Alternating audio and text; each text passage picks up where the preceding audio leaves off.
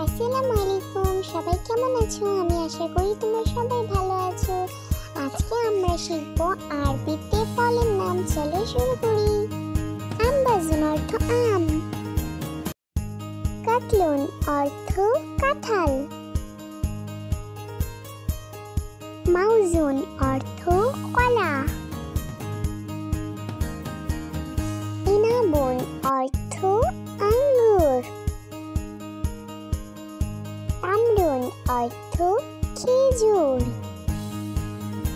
Tuffah অর্থ apple, Portugal অর্থ কমলা, বিত্তিখ অর্থ তরমুজ, আনানাস অর্থ আনারস,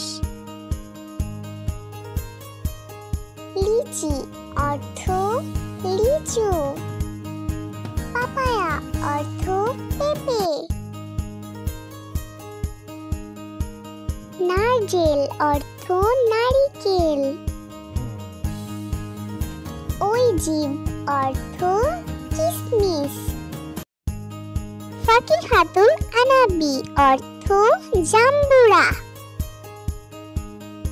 কাসাবুস সুকারি অর্থ আখ,